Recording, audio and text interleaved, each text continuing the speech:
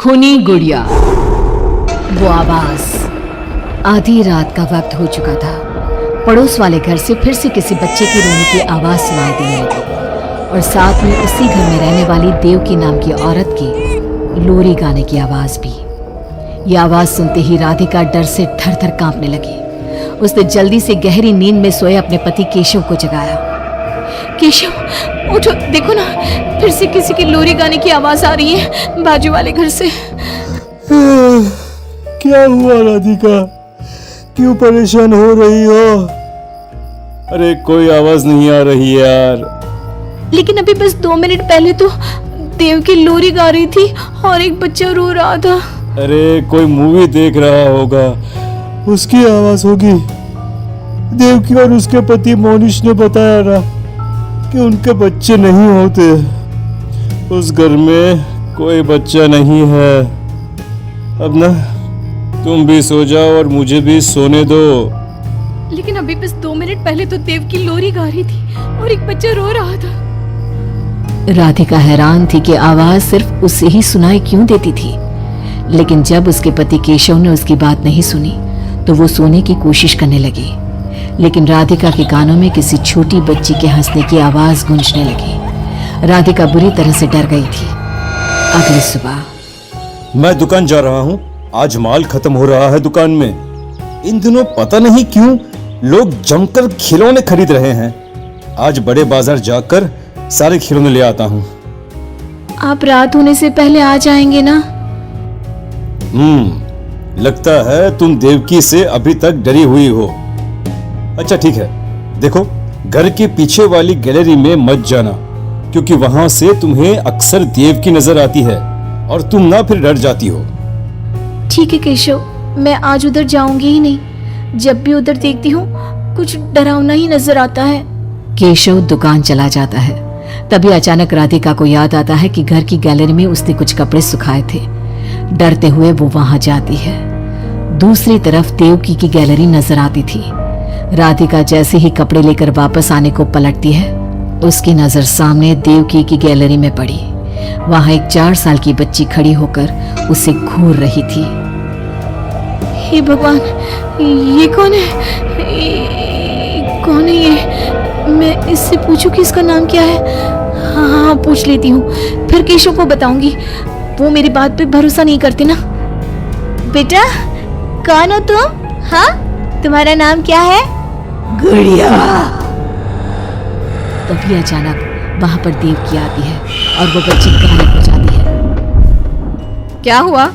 आप किससे बात कर रही थी? वो यहाँ पे मैंने एक लड़की को देखा था। वो कौन थी? कहाँ गई वो अभी? कौन लड़की?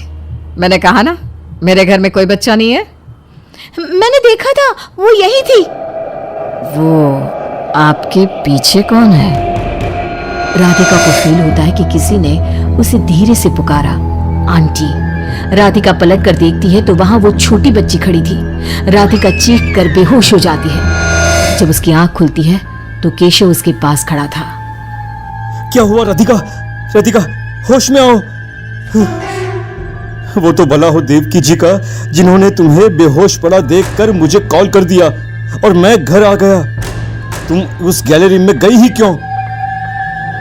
केशव, वो लड़की यहाँ आ गई थी और वो देवकी, वो ठीक औरत नहीं है। तुम पागल हो गई हो राधिका। आज देवकी जी ने ही मुझे तुम्हारे बारे में बताया। क्या सोचती रहती हो? अरे कोई नहीं है उस घर में। अगले दिन केशव की दुकान जाते वक्त, मैं भी आज आपके साथ चलूंगी। अच्छा ओके, ठीक है, चलो चलो। दुकान पर पहुंचकर, वाह केशव, कितने सारे नए खिलौने। और ये इस पैकेट में क्या है? अरे एक बड़े साइज की डॉल है, मार्केट में नहीं आई है। सोचा अगर लोग खरीदेंगे तो अगली बार और ऑर्डर कर दूंगा। क्या मैं देख लूं इस डॉल को? हाँ देख लेना। मैं जरा माल लेने बड़े बाजार जा रहा हूँ। तुम दुकान संभाल लो और आराम से बैठकर खिलौने देख लो, ठीक है? केशव दुकान से चला जाता है। तभी कुछ देर बाद देवकी दुकान पर आती है। कैसी हो तुम? तुम यहाँ क्या लेने आई हो? गुड़िया? गुड़िया? मेरा मतलब तुम गुड़िया का क्या करोगी? तुम्हारे घर में तो बच्चे। तुम मुझे गुड़िया दिखाओ, बस बड़ी वाली गुड़िया। राधिका घबराते हुए बड़ी डॉल का पैकेट खोलती है। बिल्कुल ऐसी ही डॉल चाहिए, आज वो खुश हो जाएगी इसे देखकर। कौन कौन खुश हो जाएगी? देवकी अजीब नजरों से राधिका को देखती है और बिना कुछ कहे पैसे देकर चली जाती है। उसके जाने के बाद राधिका शॉप के अंडरग्राउंड में नए टॉयज का मॉल चेक करने जाती है। वहां बच्चों का एक झूला था। राधिका ने देखा कि वो झूला हिल रहा था, जैसे अभी अभी कोई वहां से उतरा हो। राधिका को किसी छोटे बच्चे की आवाज आती है। कौन है वहां?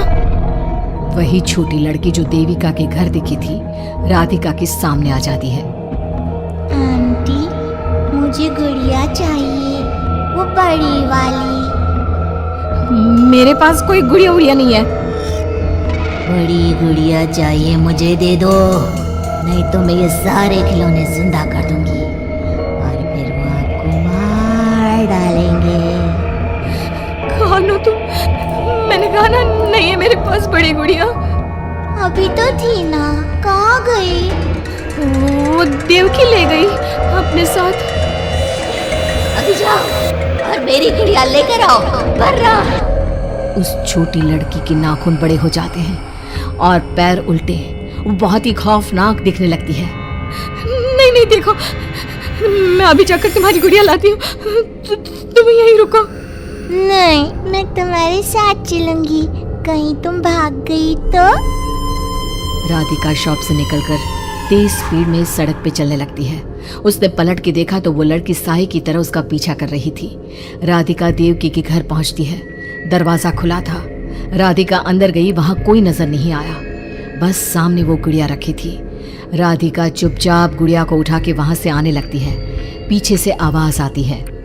रुको, ये क्या कर रही हो? मेरी गुड़िया कहाँ ले जा रही हो?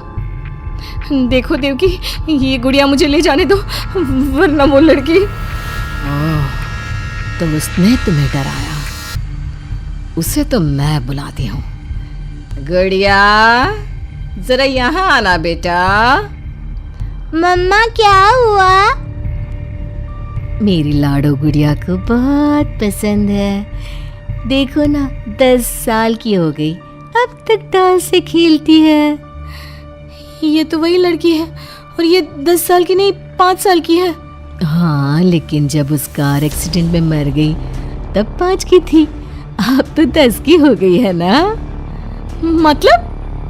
मतलब ये मेरी बेटी है और मरने के बाद भी मेरे साथ है। इसे ना लोरी सुन के ही नींद आती है और डॉल्स इसे बहुत पसंद है।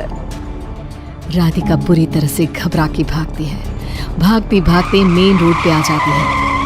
वहीं उसका एक्सीडेंट होता है और उसकी मौत हो जाती है। मगर राधिका की मौत के बाद केशव को पास वाले घर से बच्चे के रोने और लोरी गाने की आवाज सुनाई देने लगती है।